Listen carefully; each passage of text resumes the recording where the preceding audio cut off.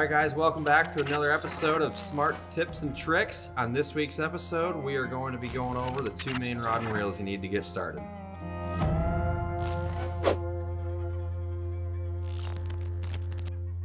So starting at the top, we have a 7-foot medium heavy action bait casting setup. Now this is going to be for somebody that's a little bit more advanced. Maybe you've had a few months, weeks, whatever practice under your belt, and you're ready to start throwing around some bigger baits, try to catch a little bit bigger fish. This is going to be the combination for you. So this rod is going to be perfect for getting you started on all the baits we've talked about in the previous videos. You can throw a weightless Senko on this, all the way up to a 1/2 ounce flipping jig, everything in between, moving baits, reaction baits, top water, whatever. This is going to be perfect all around setup for you. Don't worry about price point. Technology today has come so far with rod and reels that the best rod and reels 10 years ago aren't even equivalent to some of the cheapest stuff available on the market today. So don't sweat that. Buy something you think looks cool. I like the black and green. I like the black rods. I think it looks sweet. The reason this is a little bit more advanced is the reel in particular. So these bait casting reels are known to be a little bit more temperamental. It takes some control. You got to thumb the spool.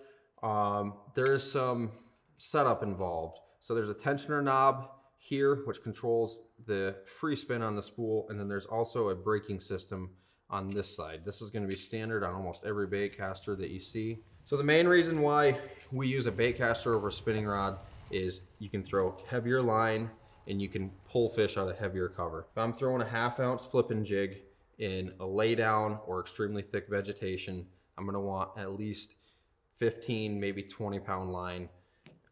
Whereas on a spinning type setup, it's just very hard and inefficient to cast that heavier line. And that's why I like a bait casting setup. So next up, we have our, what I'm gonna call beginner to intermediate setup. This is a 7-foot medium heavy spinning rod with a 2500 size spinning reel. Again, not brand specific. You can get a really good setup for $100 or less. This rod right here has enough backbone and power to where you can throw a 1/2 ounce spinnerbait, top water, or up to a 1/2 ounce casting jig. I personally like this because they're very comfortable, they're very easy to use. You don't have to worry about line getting tangled as much. And for lighter lures in particular, I feel like I have more control and I can make more accurate casts. So as you can see on this one, I have a wacky worm already rigged on. This is my wacky rig, small swim bait, small spinner bait, and even I'll throw a very light swim jig on these rods. Also a great rod if you want to throw live bait, if you want to throw, you know, hook and a bobber, whatever. I would even say that majority of your kids out there that are, you know, I'm going to say 10 years old or older, they can throw a spinning rod, no problem. I got an 8-year-old daughter that throws it. She struggles with it a little bit, but after some practice, you know, she's throwing one of these just like a pro. So speaking of the kids, if you have any kids, first timers, very, very novice beginners that want to get into fishing, this style rod is going to be great for you. So this is a Zebco 202. These things are extremely bulletproof, reliable.